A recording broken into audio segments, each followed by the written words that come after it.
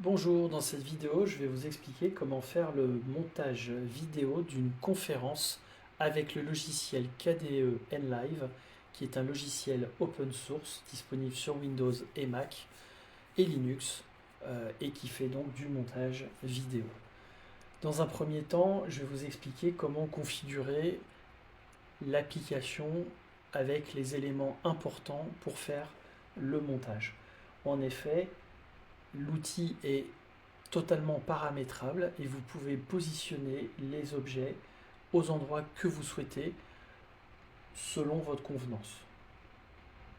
Donc ce qui est important, c'est de retenir que sur la partie basse, ici, nous avons la timeline qui est finalement la ligne de votre montage vidéo qui contiendra l'ensemble des vidéos et l'enchaînement de votre montage. Vous pouvez déplacer, agrandir et réduire la zone de la timeline de cette manière-là. Bien sûr, ça prendra de la place en moins pour les autres éléments. La deuxième zone importante, c'est le Project Bin. C'est là où vous allez mettre toutes vos vidéos et tous vos éléments qui vont contribuer à votre montage vidéo. Ça inclut également les images, bien entendu. Vous avez l'onglet Effets qui va vous permettre d'identifier les effets que vous voulez appliquer sur une partie de votre vidéo. Nous allons nous en servir. Juste à côté, vous avez la pile d'effets. La pile d'effets va vous permettre de visualiser l'enchaînement des effets qu'il y a sur l'extrait vidéo que vous avez sélectionné. Et enfin, le moniteur de projet, c'est le dernier objet, c'est celui qui va vous permettre de voir, en fonction de là où vous êtes dans la timeline, donc là par exemple au tout début, l'état de ce que vous allez afficher dans votre vidéo à cet instant-là, qui est le résultat de la superposition de l'ensemble des éléments que vous aurez mis dans votre timeline. Vous avez la possibilité d'afficher ou de ne pas afficher ces éléments en allant dans le menu affichage. Et puis, vous pouvez, par drag and drop, déplacer ces objets. Par exemple, le moniteur de projet, si vous avez un deuxième écran, il peut être assez intéressant de le déplacer sur le deuxième écran, ce qui vous permet de gagner de la place, par exemple, pour afficher votre timeline en plus grand. Vous pouvez aussi ramener cette vidéo sur la gauche de cette manière-là. Alors là, comme vous voyez, la pile d'effets n'est pas du tout à l'endroit où je voulais, elle est passée à droite, donc je vais la drag and dropper pour la passer à gauche. Vous avez vu entre-temps que je pouvais les mettre l'une en dessous de l'autre, je peux faire tout ce paramétrage tel que je veux. Voilà, moi c'est cette configuration-là qui me convient le mieux. Et bien entendu, si vous avez un écran plus grand, vous pouvez vous mettre en 4K et là, forcément, votre montage sera encore plus agréable à réaliser. Maintenant, on va rentrer dans la partie proprement dite de la réalisation du montage lui-même. Donc là, je vais, dans un premier temps, ajouter mes éléments vidéo dans mon Project Bin. Donc il faut préalablement avoir préparé tous les éléments et vous les drag and dropper de cette manière-là, tout simplement. Alors, la première vidéo, elle est importante parce que votre réglage, là vous voyez, le réglage que j'ai c'est 1080p, donc c'est du Full HD, 1920 par 1080, en 25 images par seconde, pourrait ne pas être celui de la vidéo que vous avez intégrée. En effet, cette vidéo, elle est en 4K, en 3840 par 2160, c'est le format 4K, et en 30 images par seconde. Donc là, il propose de changer cette configuration. Donc c'est important de choisir comme première vidéo la vidéo principale, parce que potentiellement, vous pourriez être intéressé de changer. En l'occurrence, c'est une conférence. Je ne souhaite pas à ce qu'elle soit en 4K. Le 1K 25 images par seconde me suffit. J'aurais pu éventuellement passer à 30, mais pour une conférence, ça n'a pas d'intérêt. Donc je fais Cancel. Je peux toujours, dans le menu Projet, Configuration du projet, changer ces paramétrages, mais il faut les décider vraiment dès le début du montage et pas le faire à la fin, ça peut avoir des effets secondaires néfastes. Maintenant, je vais intégrer mes autres vidéos. Voilà. Donc générique de début, générique de fin. Je pourrais intégrer des images, plein d'autres choses, telles que de l'audio, toutes ces choses-là. Bien sûr, je vais enregistrer ma vidéo.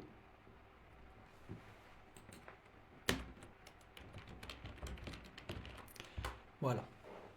Maintenant que ma vidéo est enregistrée, je vais pouvoir démarrer le montage. Mais avant tout cela, je constate qu'il y a un petit P ici, alors que sur ces deux vidéos-là, il n'y a pas de petit P. À quoi correspond ce petit P?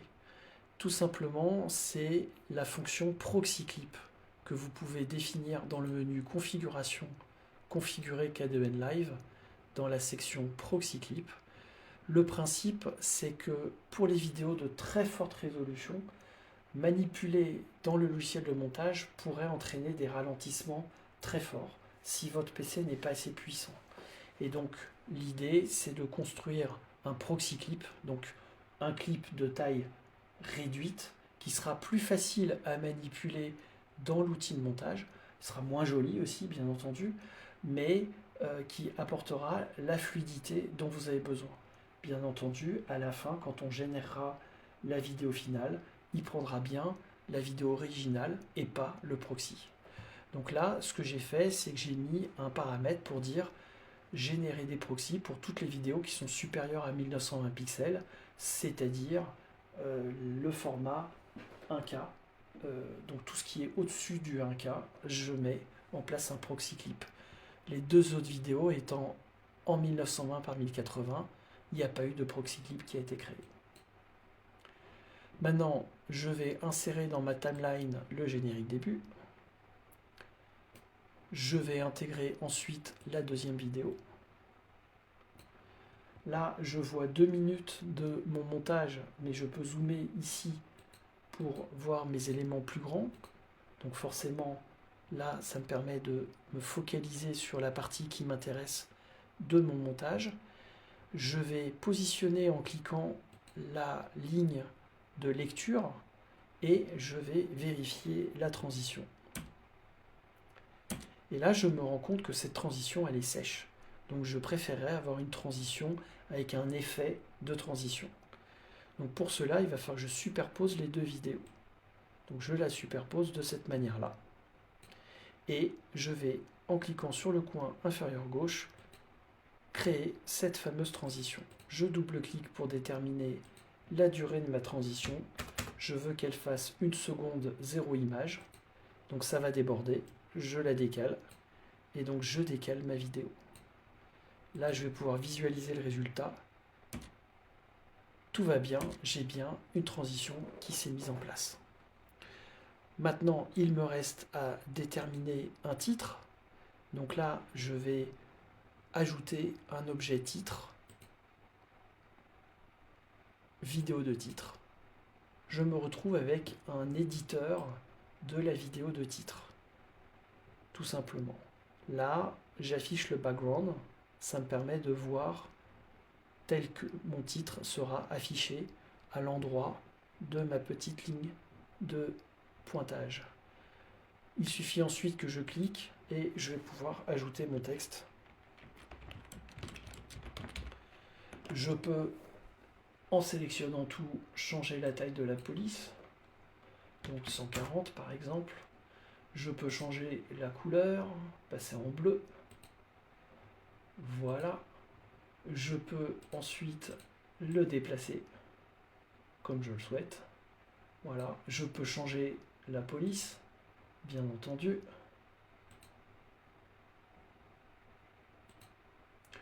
Voilà.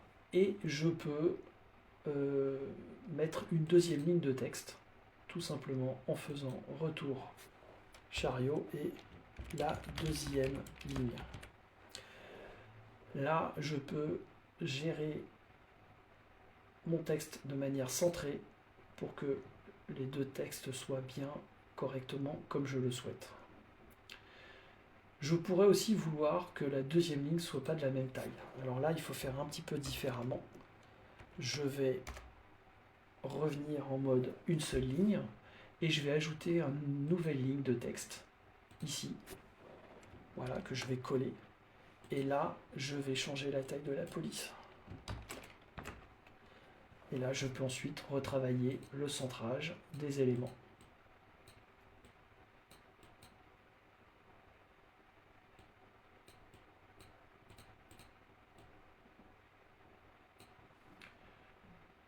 Une fois que je suis content de mon travail, je fais Create Title. Ça va me permettre de créer une vidéo de 5 secondes. Je peux changer la durée ici. Et cette vidéo-là, je vais l'intégrer dans ma timeline, ici même. Et comme j'ai plus d'espace, je vais l'allonger. Alors c'est bien sans être bien, parce que vous allez voir, pendant la phase de transition, le texte de la vidéo du titre va disparaître. C'est pas très joli. Donc pour résoudre ça, il va falloir que j'ajoute une nouvelle ligne de vidéo, donc une nouvelle piste.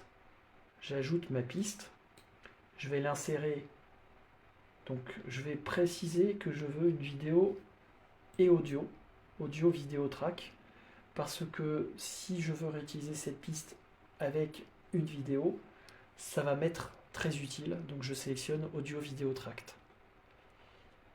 Je la veux sous ma vidéo 2, donc sous V2, V2 est là, je veux la mettre ici, entre les deux. Si je l'avais mis en dessous de la V1, eh bien la vidéo initiale cacherait l'élément de titre, donc il faut bien que je le mette au-dessus. Voilà. Et donc maintenant, je prends un peu plus de place pour voir ma timeline. C'est là où on se rend compte que le moniteur de projet pourrait se retrouver sur mon deuxième écran. Et je décale cette vidéo, j'agrandis, et là vous allez voir, comme par magie, la transition va se passer de manière plus sympathique. Voilà. Donc il s'avère que le speaker ne démarre qu'un peu plus tard, donc je vais couper la vidéo. Alors je vais surtout d'abord la décaler, pardon. Voilà, je vais la décaler pour faire en sorte que le discours démarre, je le vois bien avec l'audio ici, juste après la transition. Voilà. Et si je fais ça, en fait, pendant toute cette période-là, la vidéo va cacher l'animation du titre. Donc je dois réduire cette vidéo jusque là. Et voilà, tout simplement. Si je souhaite couper une séquence dans ma vidéo, c'est très simple. Je vais passer au niveau des ciseaux ici, ou la touche X, et je vais cliquer ici pour dire je coupe, je crée un effet de ciseaux ici, je crée un autre effet de ciseaux ici, voilà, et donc là j'ai la possibilité S, je reviens sur ma sélection comme S, touche S, je sélectionne ma vidéo, je la supprime, ça me permet de supprimer toutes les séquences où il y a des problèmes techniques, où finalement on n'arrive pas à avoir un moment intéressant.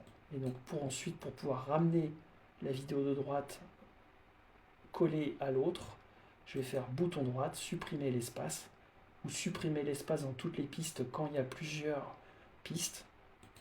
Et voilà, la chose est ramenée ici. Vous constatez sur la vidéo qu'il y a une date ici qui ne correspond pas du tout à la date d'enregistrement, mais qui est la date par défaut qui a été paramétrée dans l'appareil. Eh bien, je souhaiterais l'enlever. Et donc pour l'enlever, le seul moyen que j'ai, c'est finalement zoomer l'image pour que cette partie-là n'apparaisse pas. Donc ça, zoomer, c'est un effet. Donc je vais aller dans les effets et je vais chercher l'effet transform. Alors soit je le tape ici, transform, et là je le retrouve directement, soit je vais dans la section transformer, et dans la section transformer, on trouve l'objet transform. Je vais faire un drag and drop de cet objet dans ma vidéo, ici.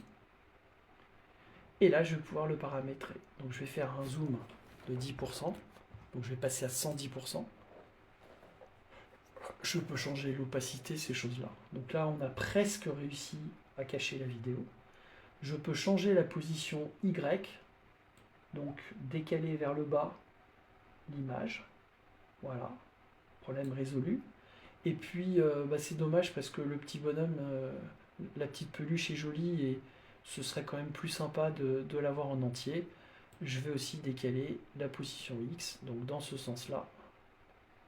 Et voilà, j'ai fait mon recadrage zoom comme il faut.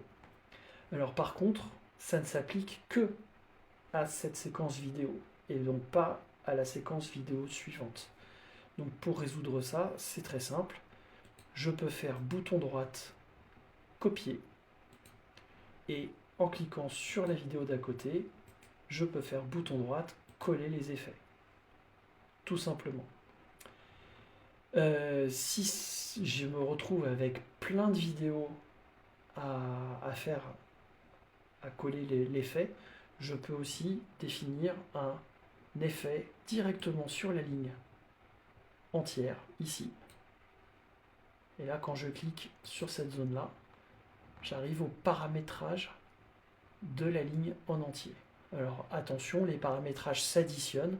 Donc si vous zoomez là et que vous zoomez là, ça fait 2 zooms. C'est une chose qui est importante à retenir. Voilà, il ne me reste plus qu'à aller à la fin de ma vidéo,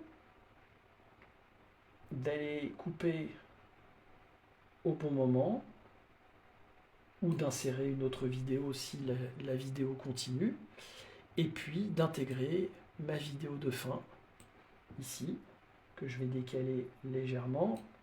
Je vais faire ma petite transition, je vais la mettre à 1 seconde exactement. C'est jamais calé parce que je fais ça à la main. Voilà, hop, maintenant c'est calé. Je peux ensuite contrôler toute ma vidéo et lancer le montage. Alors il reste quand même un petit truc à savoir, c'est se déplacer rapidement dans la timeline avec un raccourci clavier. C'est la touche Alt, flèche droite ou Alt, flèche gauche. Donc Alt, flèche droite, je vais me retrouver à l'objet suivant. Alt, flèche gauche à l'objet précédent. Donc là, on est à la fin de la transition. Là, on est au début de la transition. Et là, on est à la coupe d'avant. Et là, on arrive au début. Donc ça, c'est vraiment très pratique pour sauter et aller aux éléments importants de la vidéo. Avec la flèche droite, ça fait la même chose jusqu'à la fin. Bien sûr, vérifiez que à la fin de la vidéo, il n'y a pas une autre vidéo qui déborde et il va falloir couper et garder que ça, parce que sinon votre montage ira au-delà de 15 minutes. Une fois que vous avez tout vérifié, bien sûr, il faut enregistrer. Ça, il ne faut pas oublier d'enregistrer régulièrement. CTRL S, le raccourci clavier. Il ne vous reste plus qu'à générer votre vidéo. Donc là, vous allez choisir une vidéo de test. Voilà, je vais l'appeler ma vidéo de test. Format MP4 H264, c'est le format le plus standard qui existe pour les vidéos 1K, donc 1920 par 1080. Le H265, il existe pour les vidéos 4K, comme vous le voyez ici. Vous pouvez aussi définir le format MKV, Matroshka. C'est un format qui est aussi assez répandu. Donc l'un ou l'autre, c'est assez indifférent. Vous sélectionnez Full Project et là vous faites Render to File et le montage démarre. Il ne vous reste plus qu'à attendre que ça se termine et quand ça sera terminé, vous double-cliquez sur la vidéo. Voilà, j'ai fini cette présentation, cette première présentation. Dans une prochaine vidéo, je vais vous expliquer comment faire le Picture-in-Picture, donc l'intégration d'une vidéo, l'intégration d'un slide, les deux dans la même image. Je vous remercie, à bientôt.